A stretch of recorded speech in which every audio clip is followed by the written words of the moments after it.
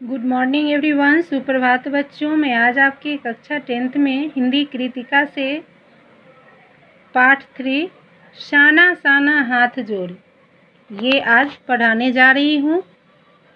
शाना शाना हाथ जोड़ी का मतलब होता है छोटे छोटे हाथ जोड़कर, छोटे छोटे हाथ जोड़कर। ओके, तो ये जो है आपका चैप्टर कहानी तो इस कहानी को मधु कंकरिया ने लिखा है। मधु कंकरिया ने लेखिका है इस कहानी के। मधु कंकरिया का जन्म सन 1957 में कोलकाता में हुआ। इनकी रचनाएं हैं जिसमें कि विचार और संवेदना की नवीनता मिलती है। इन्होंने इस कहानी को लिखा है, तो आज हम ये पढ़ेंगे। इस कहानी में इन्होंने कैसे बताया है इसके बारे में हम जानेंगे कि इन्होंने यात्राएं कैसे कैसे क्या किया है, वो सब दिया हुआ है, तो इसका हम बोल बोल के बता रहे हैं। मधु कंकरिया ने मैंने हैरान होकर देखा, आसमान जैसे उल्टा पड़ा था और सारे तारे बिखरकर नीचे टिमटिमा रहे थे। दूर ढलान लेती तराई पर सितारों के गुच्छे रोशनियों की एक झालर सी बना रहे थे। शब्द का ऐसा मेल है इनका कि एक मतलब लगता है कवित की तरह। क्या था वह रात में जगमगाता गैंगटॉक शहर था। ये जो वर्णन जो किए ये गैंगटॉक शहर का वर्णन किए था। इतिहास और वर्तमान के संधि स्थल पर खड़ा मेहनत कश बादशाहों का वह एक ऐसा शहर था जिसका सब कुछ सुंदर था, सुबह शाम रात। इसका गंगटोक का वर्णन है, बहुत ही अच्छा वर्णन है। और वह रहस्यमय सितारों भरी रात मुझ में सम्मोहन जगा रही थी, कुछ इस कदर कि उन जादू भरे क्षणों में मेरा सब कुछ स्थगित था। इतनी अच्छी मतलब वहाँ का मनोरम दृश्य था जो उनके मन को मोह लिया था। वो उस मनमोहन में ही वो लगी हुई थी। अर्थहीन था मैं, मेरी चेतना, मेरा आसपास, मेरे भीतर बाहर सिर्फ शून्य था और थी आतीन्द्रियता। आतीन्द्रियता मीन्स क्या होता है? इंद्रियों से परे में डूबी रोशनी की वह जादुई झालर। धीरे धीरे एक उजास यानी प्रकाश, उजास मीन्स प्रकाश, उस शून्य से फूटने लगा। एक प्रार्थना होठों को छूने लगी, शाना शाना हाथ जोड़ी गर्दहूँ प्रार्थना, हमरो जीवन तिमरो कौशेली। छोटे छोटे हाथ जोड़कर प्रार्थना कर रही हूँ कि मेरा सारा जीवन अच्छाइयों को समर्पित हो। इसका मीनिंग ये हुआ। एक बार और सुन लीजिए। शाना शाना हाथ जोड़ी गर्दहूँ प्रार्थना है, हमरो जीवन तिमरो कौशेली। छोटे छोटे हाथ जोड़कर प्रार्थना कर रही हूँ। इसका मतलब हुआ छोटे छोटे हाथ जोड़कर प्रार्थना कर रही हूँ, हमरो जीवन तिमरो कौशेली, मेरा सारा जीवन अच्छाइयों को समर्पित हो। ये गर्दहू प्रार्थना है। आज सुबह की प्रार्थना के ये बोल मैंने एक नेपाली युवती से सीखे थे, लेखिका बता रही हैं।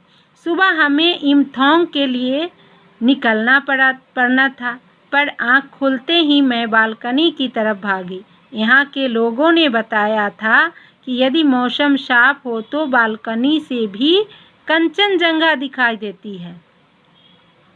हिमालय की तीसरी सबसे बड़ी चोटी क्या है? कंचनजंगा।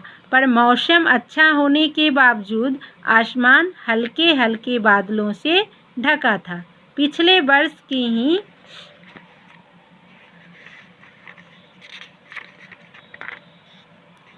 तरह इस बार भी बादलों के कपाट ठाकुर जी के कपाट की तरह बंद ही रहे।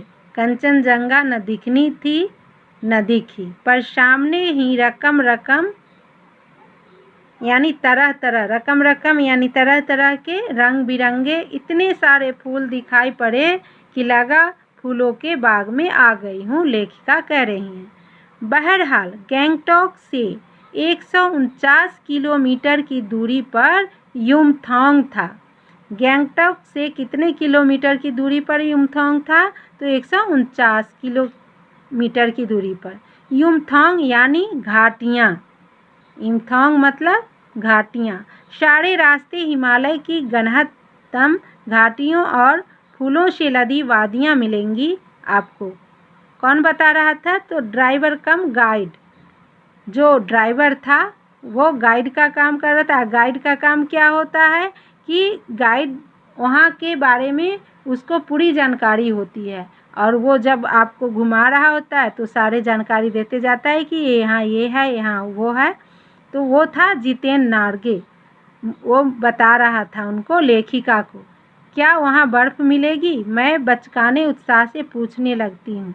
लेखिका पूछती हैं तो ड्राइवर कहता है चलिए। तो जगह जगह गदराए पाइन और धूपी के खूबसूरत नुकीले पेड़ों का जायजा लेते हुए हम पहाड़ी रास्तों पर आगे बढ़ने लगे कि एक जगह दिखाई दी, एक कतार में लगी सफ़ेद सफ़ेद बौद्ध पातिकाएँ, किसी ध्वज की तरह लहराती, शांति और अहिंसा की प्रतीक ये पातिकाएँ, जिन पर मंत्र लिखे हुए थे। नॉर्गे यानी कि उनका गाइड जो था उसने बताया, यहाँ बुद्ध की बड़ी मान्यता है। जब किसी बुद्धिस्ट की मृत्यु होती है, ध्यान देंगे इस बात को, बहुत अच्छी कहानी है। नॉर्गे ने बताया यहाँ बुद्ध की बड़ी मान्यता है। जब किसी भी बुद्धिस्ट की मृत्यु होती है, उसकी आत्मा की शांति के लिए शहर से दूर किसी भी पवित्र स्थान पर 108 श्वेत पातिकाएँ फहरा दी जाती है। मृत्यु के बाद 108 श्वेत पातिकाएँ, नहीं, इन्हें उतारा नहीं जाता है, ये धीरे धीरे अपने आप ही नष्ट हो जाती है, यानी खराब हो जाती हैं। कई बार किसी अन्य कार्य की शुरुआत में भी ये पातिकाएँ लगा दी जाती हैं, पर वे रंगीन होती हैं। नार्गे बोलता जा रहा था और मेरी नज़र उसकी जीप में लगी दलाई लामा की तस्वीर पर टिकी हुई थी। कई दुकानों पर भी मैंने दलाई लामा की ऐसी ही तस्वीर देखी थी। आगे बताएंगे दलाई लामा की तस्वीर के बारे में। तो आज यहाँ तक हमने पढ़ा। तो आज का क्वेश्चन होगा, बहुत बड़ा है, चैप्टर आपका बहुत ही बड़ा है, इसमें 16 क्वेश्चन है, 16 क्वेश्चन है, यानी कि आपका लास्ट ही है ये इस बुक का।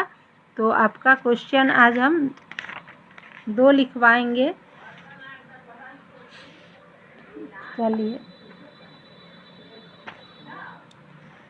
झिलमिलाते, पहला क्वेश्चन है आपका अभ्यास का। पहला क्वेश्चन है, झिलमिलाते सितारों की रोशनी में नहाया गंतोक लेखिका को किस तरह सम्मोहित कर रहा था? तो इसका आंसर आप लोग लिखेंगे। लेखिका जब गंतोक पहुंची तो झिलमिलाते सितारों की रोशनी में नहाया गंतोक उन्हें सम्मोहित करने लगा। हमने पढ़ा था ना। लेखिका सोचने लगी जैसे आसमान उल्टा पड़ा हो और सारे तारे बिखरकर नीचे टिमटिमा रहे थे। पहाड़ी की ढलानों पर तराई में सितारों के गुच्छे रोशनियों की एक झालर सी बना रहे थे। इस वातावरण का जादू लेखिका पर छाता चला जा रहा था। ओके, तो इसको आप हम थोड़ी देर वीडियो रोक के रखते हैं, आप देख सकते हैं, फिर इसको लिख भी सकते हैं। तो लिख लिए होंगे अब तक तो आपने। चलिए, अब क्वेश्चन नंबर है 2। कहानी बहुत लॉन्ग है। क्वेश्चन नंबर 2 है, गंतोक को मेहनत कश बादशाहों का शहर क्यों कहा गया? तो इसका आंसर आप लोग लिखेंगे। गंतोक को मेहनत कश बादशाहों का शहर इसलिए कहा गया है क्योंकि गंतोक पर्वतीय नगर है। यहाँ के लोगों ने ऊंचे नीचे संकरे पहाड़ी रास्तों को अपने कठिन परिश्रम से सुंदर बना दिया है। गंतोक का एक एक वस्तु और उसका इतिहास उनके कठिन परिश्रम का साक्षी है।